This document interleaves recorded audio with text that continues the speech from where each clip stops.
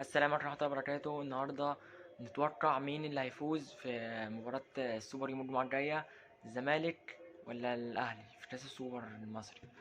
وهنقول التشكيلة اللي أنا هتوقع اللي هم يلعبوا بيها الخطة والحاجات دي كده. ندخل بقى دلوقتي على الفيديو على طول. هو دلوقتي تشكيل بتاع الزمالك، بس يعني ده من وجهة نظر أنا، يعني معرفش هو هيلعب بيه ولا لأ. فأنا هقول يعني عواد في حراسة المرمى ده أكيد يعني.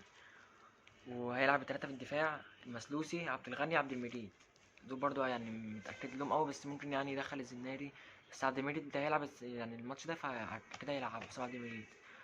وهيلعب قدامهم بأربعة. هيبقى نيمار وفتوح، نيمار على اليمين، فتوح على الشمال، عمرو السيسي وسكران الوردي في اتنين نص الملعب، وزيزو ناحية اليمين، وإمام عاشور ناحية الشمال. أنا هلعب إمام عاشور وينج. ممكن يعني يروح يبدل مع زيزو بقى، يعني ده يمين شوية وده شمال شوية، يعني يبدله زي ما زيزو على طول بيعمل أصلا. والجزيري في راس حربة. ممكن سامسون ينزل بقى يعني تبديله كده.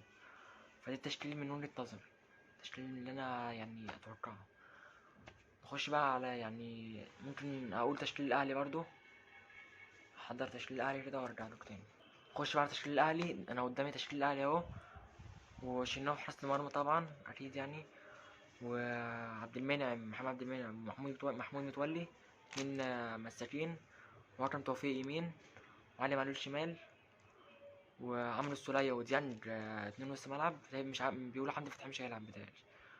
وقفشة صانع ألعاب، وطاهر محمد طاهر يمين، وينج رايت، وعبد القادر وينج ليفت، وشادي حسين راس حربة. فيعني تشكيل الأهلي حلو بصراحة. أكرم توفيق بقى أنا بخاف يعني منه على لعيبة الزمالك، بيدخل يعني يشيل أي حد قدامه. بس مش خايف منه في الهجوم بصراحة، هو مش في الهجوم مش حلو. فدلوقتي بقى ندخل على التوقعات. أتوقع الزمالك هما يتعادلوا 1-1، والزمالك هيكسب بضربات جزاء إن شاء الله يعني. يا رب أتمنى كده.